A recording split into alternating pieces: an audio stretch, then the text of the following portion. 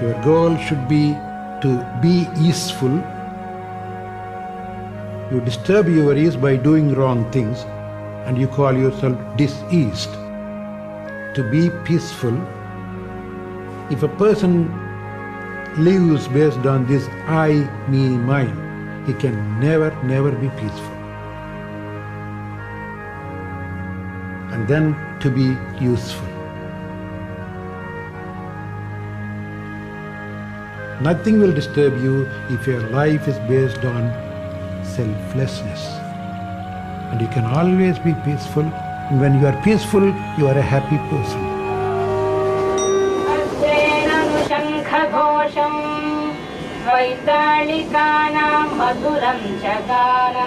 I'm fortunate, in a way, to be born in a family of pious parents. They instilled the faith in God in my heart. And somehow from then on, I never worried about anything.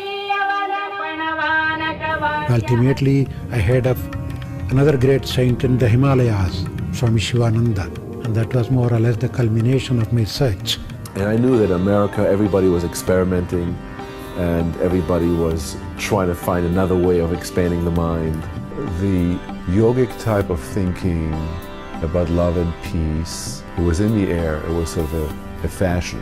But for it to really become part of your lifestyle, not just an idea, was very big.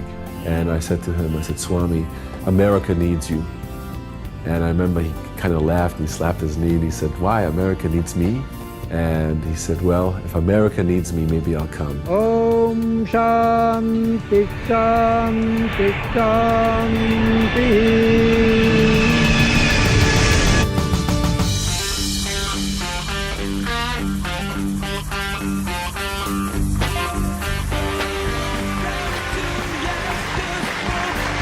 America is helping everybody in the material field, but the time has come for America to help the whole world with spirituality also.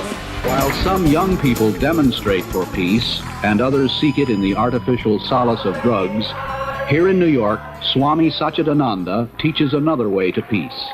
And on Friday evenings, he helps both young and old in the age-old battle to control the mind, which is the power of yoga. It is impossible to reform outside without having that reformation within ourselves.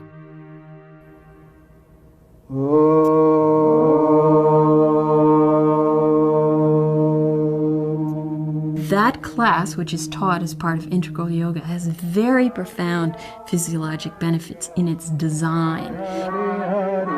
Once you learn them, even if you don't practice regularly, you can still rely on them in times of need.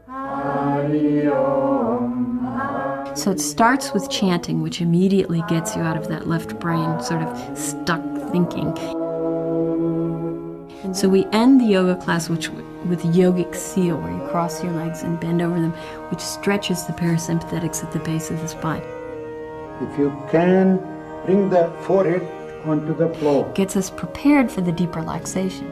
As there is no tension in the body, there is no need for a heavy breathing. So the breath is very shallow. Then pranayama. Simply observe the breath. And finally, meditation, which is the most direct path to stress management.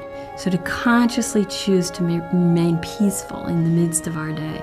You were the witness of your own body. You are not the body, not even the vital breath, not even the mind. You seem to be a witness. That is the essential quality of the soul, the pure soul. And now, in America, despite it getting kind of lost in the asana craze, yogis are beginning to really look for that place that Swami Satchidananda symbolized. The literal meaning of yoga is to unite. Maintaining the equanimity is yoga.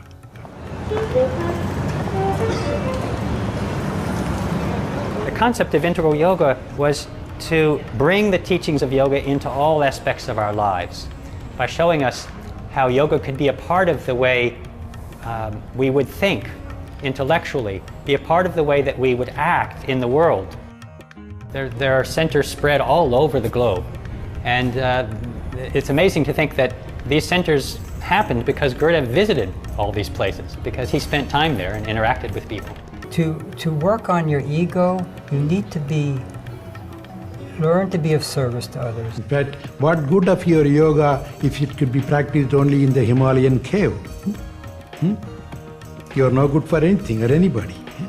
And not everybody can do it. So if you are a yogi, stay in the midst of the din and bustle of the town, of the city, of the life, and still maintain your equanimity.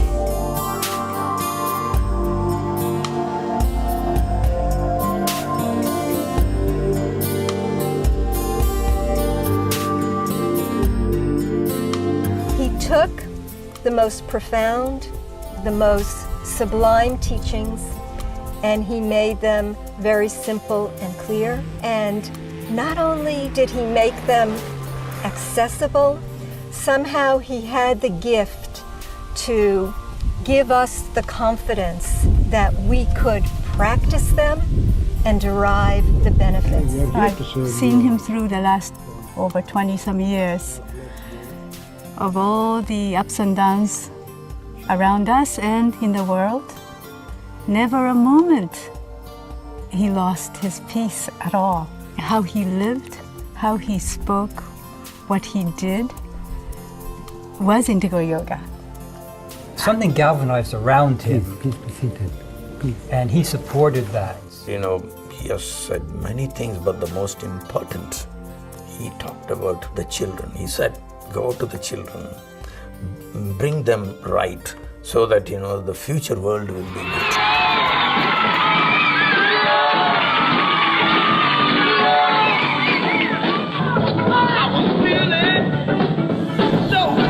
I had been given a book by a friend of mine called Autobiography of a Yogi. And toward the end of the book it said, if you want a teacher, ask and he shall come. I would say within 2 weeks we were asked to do a television program. And I walked in and there he was. So we're sitting talking, and I told him exactly what I'm telling you, you know, that I was so disillusioned. I used to say to Swami, you know, what about the world? And you know, we got trouble in Palestine, and you know, and he used to go, oh my God. He says, I gave you a broom, I told you to clean your closet, and you want to clean the whole house? Finish your closet, and then come back and talk to me, you know? Yoga allowed me to get my body focused on something, so my mind could be freed to focus on emptiness. And so although the asanas of yoga are important, it was the deep breathing and meditative aspects of yoga that provided the deepest lessons. So these tools, which at a very basic level for a healthy human have benefit, provide an incremental benefit to folks who have illness. And in particular, if you can combine yoga with meditation, you begin to see medicinal benefits in a whole slew of different areas. That's one of Swami Satchidananda's great contributions, is that he talked about the relationship of the mind and emotions to health. He talked about using more natural approaches to treatment and prevention. The idea that, that we can assist the body to heal itself as opposed to cover up a symptom. I would say that characterizes the shift toward alternative medicine and integrative medicine, complementary medicine that's going on right now. If we are simply going to treat only the people for their problems without telling them why you are in this trouble, what did you do? What went wrong? How could you avoid coming to me again? That's very important. That's what integrative medicine to me is all about. It's integrating the best of traditional and non-traditional approaches and using science to show what works, what doesn't, for whom and under what circumstances. In our studies, we use these very high-tech, expensive, state-of-the-art measures to prove the power of these very ancient, low-tech and low-cost interventions, like what we learned from Swami Satchidananda. I would never try to advise someone to take care of their body without dealing at the same time with the spiritual issues that I know they're facing, because they're human and all humans face that issue. Yoga is not another religion. It simply presents the basic principles behind all the religions.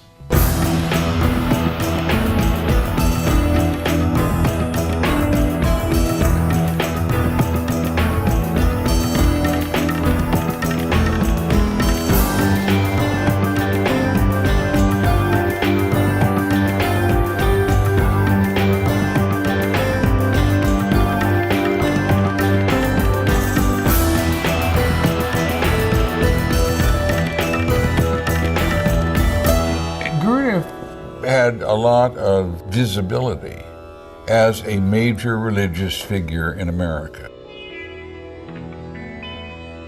He was a Hindu leader who wasn't just talking to Hindus about Hindu ritual. He was talking about the issues of the world, which included dealing with people of other traditions, because we're now living in a globalized world. Listen, O Israel, the Lord our God, the Lord is one.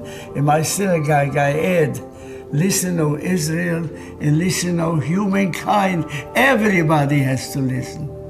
What's the message? There's only one God.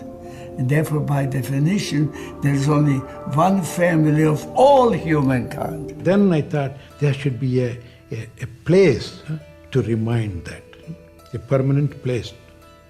It is that idea that made me think of lotus. So I said, a shrine in the form of lotus, L-O-T-U-S. It stands for Light of Truth Universal Shrine. The first shrine which could accommodate altars for all the various faiths. So it's a physical, concrete symbol to express the goal that we should get united in the name of religion. That is the purpose of religion. Let's not kill each other in the name of God and religion.